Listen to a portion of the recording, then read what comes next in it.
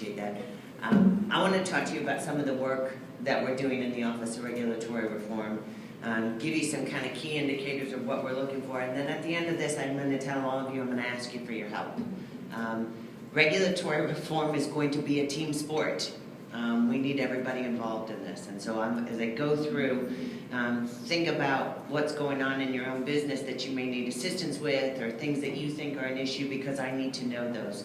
This is going to be one of those processes where I need the input from the business community to talk about what the real world examples are when we impose regulations and what happens after that, and what does that mean to you and your business. So just keep that in mind, and at the end I have business cards so we can have longer conversations. Pete mentioned clear, predictable, and reliable regulatory system. I think unfortunately for some of you people, I think poor Gary Zofsky and Ron Kniglia have heard me say this 1,000 times, but that's really what we're driving to do.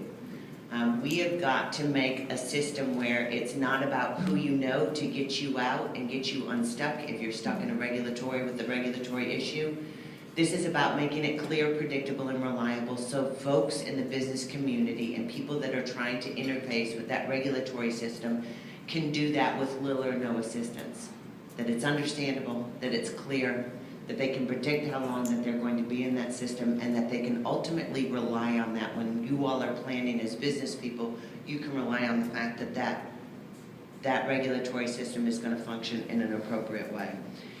So we have 4 really kind of key initiatives that I want to talk a little bit, and then I'm going to drive into those a little bit. So one of the things that we're doing is kind of ongoing regulatory analysis. So we're looking at the regulations that are on the books, and we're doing a review process, and I'm going to talk about that and what we're doing, what Governor Chafee has done in the legislature. I have to tell you all, they have passed some of the most progressive regulatory reform legislation in the country.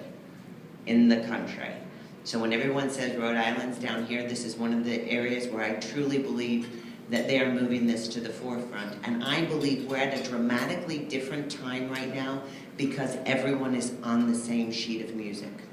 They realize that the system is not functioning appropriately, that from an economic development standpoint that it is hindering businesses, and everyone is focused on this issue to figure out how we can make it work. And I believe that this is the time, this is the roll up our sleeves moment, because this is going to be hard work, that we're all going to go all in and get some of this work done.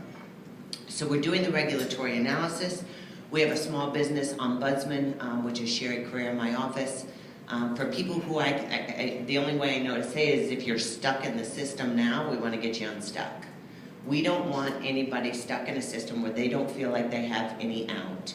And what we've decided is that if this becomes a customer-centric system and we are looking at a level of customer service performance in this system, that we need to make sure that there is a clear, predictable, and reliable conversation and path for people who are in there.